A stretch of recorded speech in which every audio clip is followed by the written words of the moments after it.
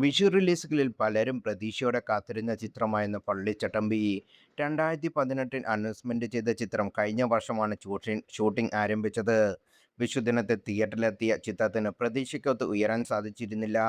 കണ്ടു ശീലിച്ച രക്ഷകൻ സിനിമയുടെ അതേ ടൈംപ്ലേറ്റാണ് പള്ളിച്ചട്ടമ്പിയുടേത്. ടൊവിനോ നായകനായ ചിത്രത്തിൽ കയ്യടി ലഭിച്ച രംഗങ്ങളിൽ ഒന്നായിരുന്നു പൃഥ്വിരാജിന്റെ അതിഥി വേഷം.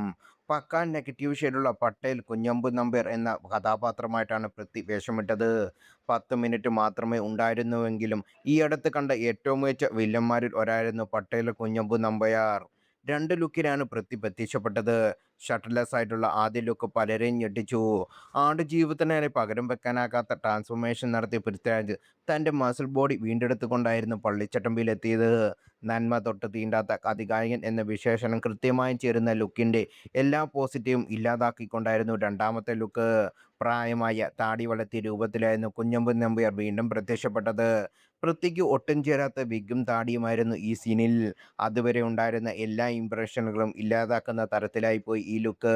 മലയാള സിനിമയിൽ നല്ല വിഗും താടിയും ഇല്ലത്രയ്ക്ക് ക്ഷാമമാണോ എന്ന് ചിന്തിച്ചുപോയി. ഏഷ്യാനെറ്റിൽ ജേർണലിസ്റ്റായിരുന്ന TN ഗോപകുമാറിൻ്റെ ഡൂപ്പാണോ, അടുത്ത ക്രിസ്മസ് വരാൻ പോകുന്ന സാന്റാക്ലോസ് ആണോ എന്നിങ്ങനെ ഈ ഗെറ്റപ്പിന് സോഷ്യൽ മീഡിയ നൽകുന്ന കമൻറ്റുകളും പേരുകളും. ഇതാദ്യമായല്ല പൃഥ്വിരാജിൻ്റെ വിഗിൻ്റെ പേര് ട്രോളുകൾ ഏറ്റുവാങ്ങുന്നത്.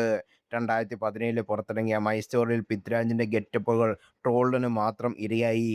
ജെയിംസ് ആൻഡ് ആലീസ്, വിലായത്ത് ബുദ്ധ എന്നീ ചിത്രങ്ങളിലെ മോശം വിഗായിരുന്നു പൃഥ്വിയുടേത്.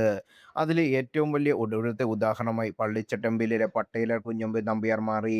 ഏറെക്കാലത്തിന് ശേഷം പൃഥ്വിരാജിനെ അങ്ങേയറ്റം മാസായി കാണിക്കുന്ന പ്രോജക്റ്റിലാണ് ഇനി വരാൻ പോകുന്നത്.